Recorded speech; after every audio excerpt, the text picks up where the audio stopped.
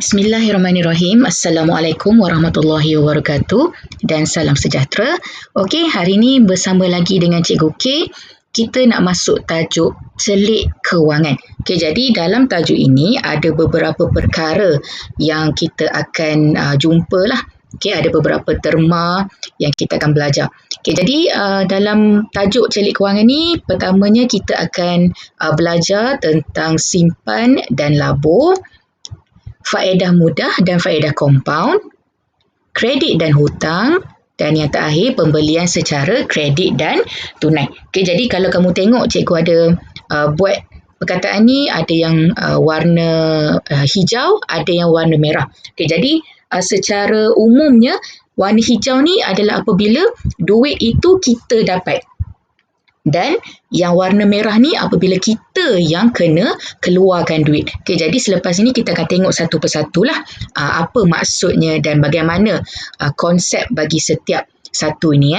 Okey, jadi kita mulakan dengan simpan dan labur. Okey, jadi apa yang cikgu ambil ni semua daripada buku teks matematik tahun 5. Jadi kalau kamu nak rujuk dekat situ pun boleh juga, tak ada masalah ya.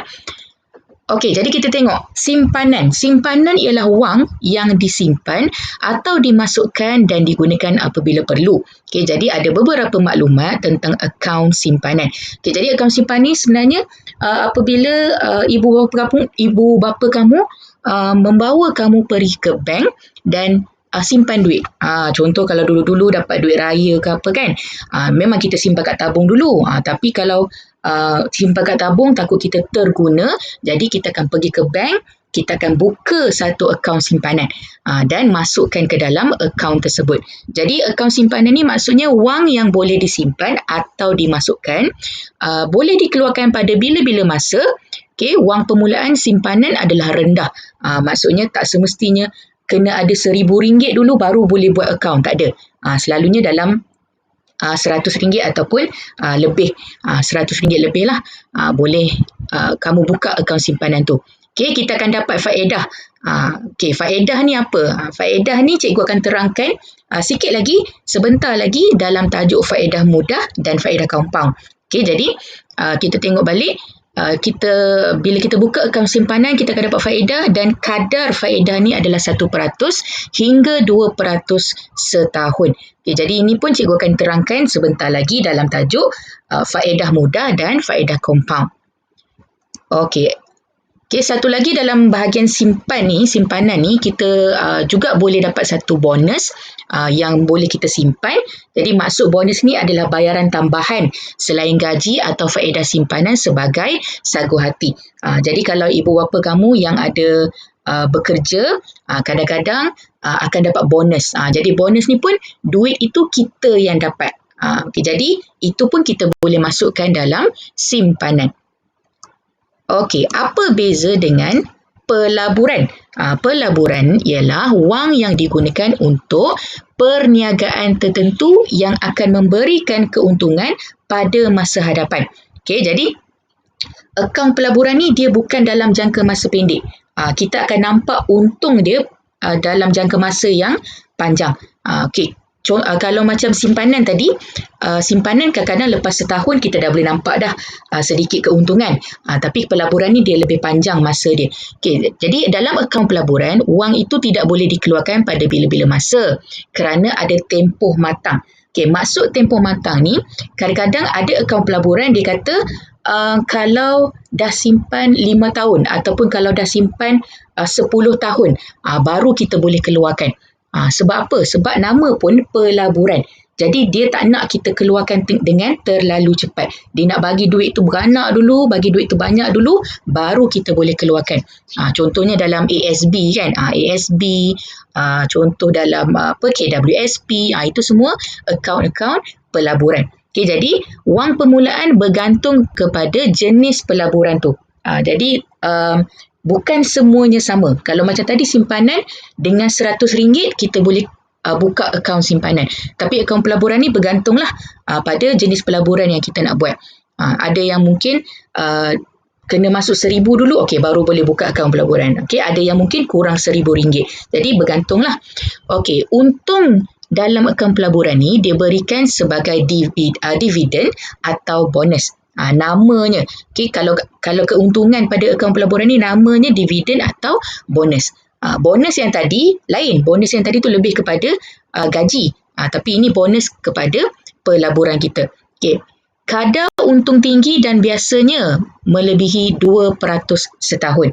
Okey, jadi kadar untung dalam akaun pelaburan ni berbeza dengan simpanan. Kalau simpanan ni dia selalunya kurang daripada 2%. Kadang-kadang kurang pun daripada 1%. Ikut bank lah. Okay, tapi kalau macam pelaburan ni dia melebihi 2% setahun. Okey. Tadi kita dah sebut tentang dividen. Jadi apa maksud dividen ni? Dividen adalah untung yang diberi oleh syarikat ke atas wang yang dilaburkan untuk perniagaan atau saham. Syarikat ni maksudnya yang tadi cikgu cakap lah. Contoh macam ASB, macam KWSP. Itu mereka yang akan bagi dividen tu kepada perniagaan atau saham yang telah dilaburkan dalam syarikat diorang. Okey, jadi itu tentang simpan dan labur. Okey, ini kita masuk faedah mudah dan faedah kompaun. Faedah mudah dengan kompaun ni tadi dah disebut dalam akaun simpanan. Jadi bila kita simpan duit dalam bank, kita ada satu akaun simpanan, selepas setahun bank akan bagi faedah. Faedah ni maksudnya macam satu sagu hati lah. Maksudnya bila kita dah simpan dalam bank tu, dia bagi kita faedah mengikut kadar yang ditetapkan. Okey, apa maksud dia? Baik, contoh kita tengok pada jadual yang ada pada buku teks ni, cikgu terangkan. Okey, contoh kalau pada tahun pertama kita simpan duit RM2,000. Okey, dalam setahun tu kita langsung tak keluarkan. Jadi pada baki awal tahun tu kita ada RM2,000. Kadar faedah ni diberikan oleh bank. Dia tak sama. Dia ikut bank lah. Dia tak sama kadar faedahnya. Okay, dan selalu kadar faedah ni diberikan dalam bentuk peratus. Jadi macam mana kita nak cari nilai kepada faedah tu? Maksudnya 1.8% ni berapa ringgit? Jadi bergantung kepada simpanan kita. Jadi kita akan darabkan 1.8% ni, darabkan dengan 2,000 dan kita boleh dapat RM36. Maknanya lagi banyak kita simpan, lagi banyaklah nilai faedah yang kita akan dapat. Kadar faedah sama, tetap. Tapi nilai faedah ni bergantung kepada simpanan. Kalau sikit-sikit lah, janganlah kamu kata, simpan RM100, tapi dapat juga RM36 lepas tahun. Tak boleh lah macam tu. Okay, semuanya bergantung kepada simpanan kita. Jadi, selepas kita dapat nilai faedah ni, pada baki akhir tahun, kita jumlahkan RM36 ni dengan simpanan asal kita. Okay, itu adalah faedah mudah. Okay, faedah mudah ni cuma pada tahun pertama sahaja. Bila dah masuk tahun kedua dan ketiga, kita sebut faedah kompaun untuk tahun kedua dan tahun ketiga. Namanya dah bertukar. Tapi cara cari faedah tu ataupun cara cari baki tu adalah sama. Okay, maksudnya bila tahun kedua kamu tengok baki dah berubah. Kenapa berubah? Sebab kita dah tambah dengan nilai faedah yang bank bagi tadi. Okay, jadi bila tahun kedua, baki awal tahun dah berubah, kadar faedah masih sama, jadi nilai faedah ni akan berubah mengikut simpanan kita pada awal tahun. Jadi kalau tadi RM2,000, kita dapat RM36. Okay, tapi bila simpanan kita dah berubah, RM2,036, tengok nilai faedah pun turut berubah. Jadi macam tadi cikgu cakap, nilai faedah bergantung kepada simpanan kita. Okay, jadi contoh kamu tengok pada perbualan yang dekat atas ni, kenapa nilai faedah ni berbeza? Kenapa mula-mula tahun pertama dapat RM36? Tahun kedua dapat RM36.65. Tahun ketiga dapat RM37.31. Kenapa dia berubah? Kenapa dia berbeza? Sebab kamu tengok nilai pada tahun pertama ialah faedah mudah. Apabila wang simpanan tidak dikeluarkan pada tahun pertama tu, faedah kompaun pula diberikan pada tahun kedua. Jadi kalau kita tak keluarkan RM2,000 ni, pada tahun kedua dan ketiga, simpanan kita akan lebih meningkat, akan bertambah. Sebab apa? Sebab nilai faedah yang diberikan oleh pihak bank tu. Okey, jadi kita tengok maksud faedah mudah tadi apa? Sejumlah wang yang diterima setelah seseorang menyimpan wang di bank dalam tempoh tertentu. Okey, selalunya selepas setahun lah yang kita akan dapat faedah mudah ni. Okey, pada tahun pertama namanya faedah mudah. Tapi selepas tahun pertama dia menjadi faedah compound. Maksudnya faedah yang diterima daripada wang simpanan dan yang terkumpul setiap tahun. Maksudnya daripada tahun pertama, kemudian kita dapat dekat tahun kedua, kita masuk ke tahun ketiga, yang terkumpul tu kita sebut sebagai faedah compound. Okey, jadi apa yang berlaku jika wang simpanan dikeluarkan? Okey, kalau RM2,000 tadi, contoh tadi, kita ambil contoh tadi, kalau RM2,000 tadi dikurangkan ataupun kita keluarkan, nilai faedah pun akan berkurangan. Sebab itu cikgu fokus tadi, cikgu kata nilai faedah bergantung kepada simpanan. Kalau simpanan tu daripada awal tahun sampailah ke akhir tahun, tetap RM2,000. Kita tak masukkan, kita tak keluarkan. Jadi, nilai faedah pun akan bergantung kepada RM2,000 tu. Tapi kalau contoh kita simpan, katalah bulan Januari kita simpan RM2,000. Lepas tu Februari kita keluarkan. Bulan Mei kita keluarkan. Bulan Oktober kita keluarkan. Kita tak bolehlah expect ataupun kita tak bolehlah harap kita akan dapat nilai faedah daripada RM2,000 tadi. RM2,000 tadi kita akan tolak yang kita keluarkan tu dan kita akan kira daripada kadar faedah yang dalam bentuk peratus tadi. Okay, jadi nak dapatkan nilai faedah tu semua bergantung kepada simpanan kita. Okay, lagi tinggi simpanan kita, lagi banyak nilai faedah kita. Kalau kuranglah nilai faedah kita. Okey, kredit dan hutang. Kredit dan hutang dah masuk warna merah ni, maksudnya kita yang kena keluarkan duit. Kalau tadi semuanya orang bagi, bonus bank bagi, dividen syarikat bagi, apa lagi? Simpanan tadi bank bagi kan. Kita masukkan akaun tadi, faedah tadi bank bagi. Tapi bila dah masuk kredit dan hutang, kita sendiri yang kena keluarkan duit. Okay, jadi kita tengok situasi ni. Dia kata dia nak membeli mesin penapis air berharga RM4,850. Okay. Dia nak bayar guna apa? Orang ni tanya, tuan nak bayar guna apa ya? Saya bayar dengan kad kredit. Okay. Kad kredit itu apa ayah? Ayah ni pun jawab, kad kredit ialah satu kemudahan pinjaman yang diberikan oleh bank. Bila kita gunakan kad kredit, maksudnya bank yang bayar dulu barang itu. Supaya kita tak payah nak bawa wang tunai ataupun cash yang banyak. Contoh tadi harga dia lebih kurang RM4,000 lebih. Jadi takkan kita nak letak dalam poket kita RM4,000 lebih dalam bentuk tunai. Okay, sangat bahaya. Jadi kita boleh gunakan cara kad kredit. Jadi kad kredit ni bank akan bayar dulu untuk kita. Sebab itu ayah tu kata apa? Sekarang ayah berhutang dengan bank. Okay, dan ayah juga dikenakan faedah pinjaman dan perlu membayar balik dalam tempoh tertentu. Jika gagal, bank akan kenakan charge bayaran lewat pula. Jadi selalunya bila kita guna kad kredit ni, pada akhir bulan tu kita kena bayar balik pada bank. Kalau kata kita lambat bayar, ada pula charge lain. Ada pula bayaran tambahan pula yang kita kena bayar pula pada bank. Jadi kad kredit ni bukan kata tak elok, tapi kita kena kita kena jaga-jaga. Maksudnya bila kita guna kad kredit, kalau boleh kita bayar kita bayar dalam tempoh yang telah ditetapkan oleh bank. Kalau bank kata akhir bulan, contoh akhir bulan kena bayar sekian-sekian jumlah, kita bayar. Sebab bila kita lambat bayar, kita ada extra payment yang kita kena dapat.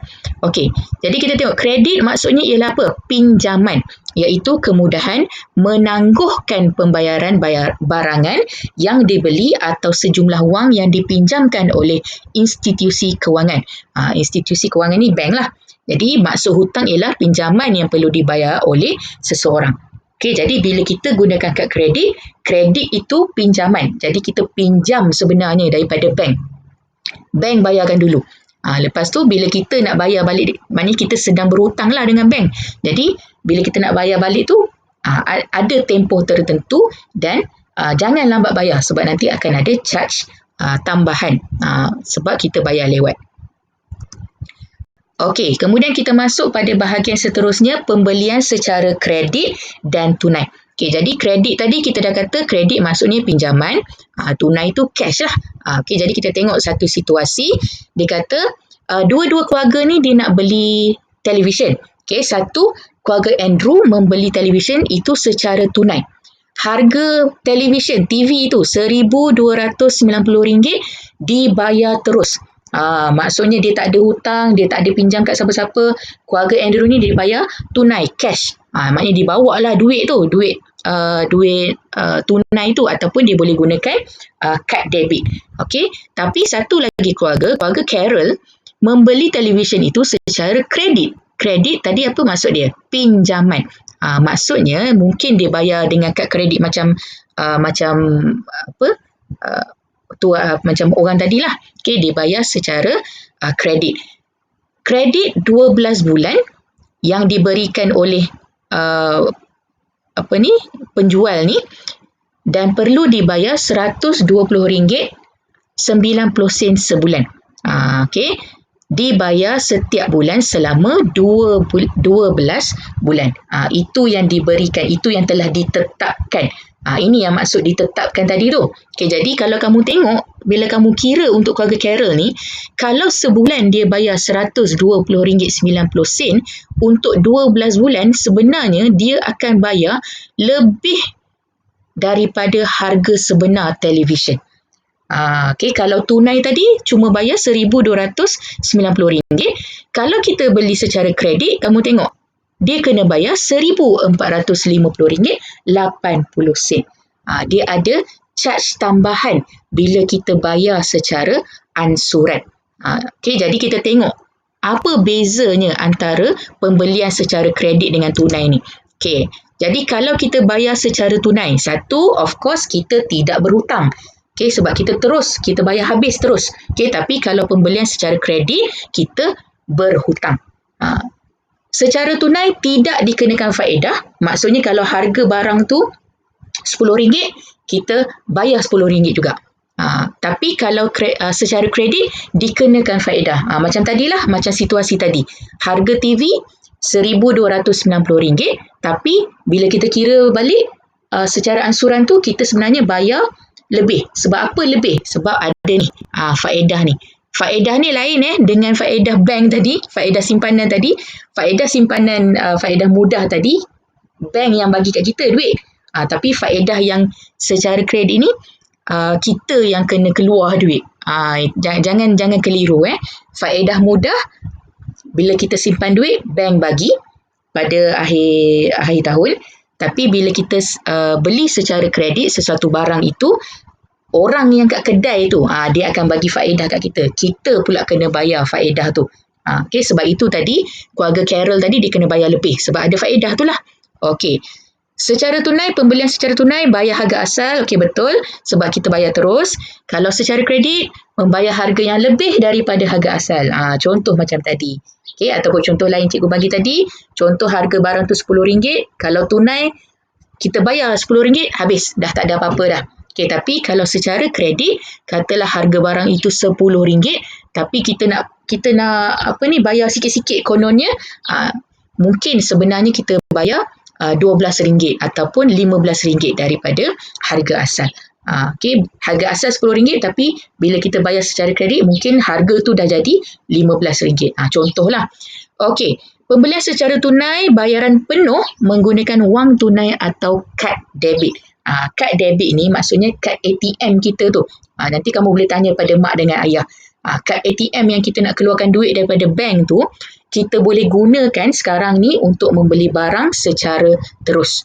Maksudnya kita tak perlulah bawa duit sampai beribu-ribu ringgit dalam poket, dalam purse, dalam dompet. Okay, kita boleh gunakan kad debit sahaja. Jadi kad debit ni bila kita guna, dia akan ambil terus daripada akaun simpanan kita dalam bank tu. Jadi kita tak ada berhutang. Yang berhutang kalau kita gunakan kad kredit. Itu lain. Kad debit kita bayar tunai terus daripada akaun simpanan kita, tapi kad kredit tadi kita dah terangkan.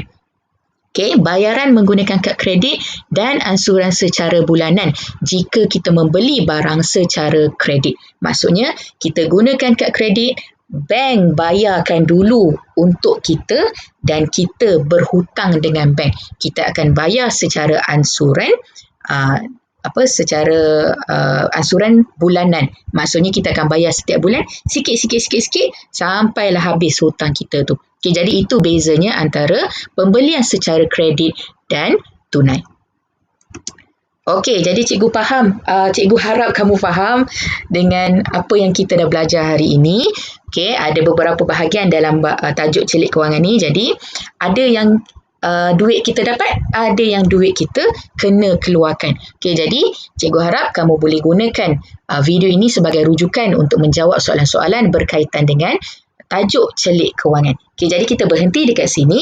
Kita jumpa lagi dalam pembelajaran seterusnya. Terima kasih. Assalamualaikum. Jumpa lagi.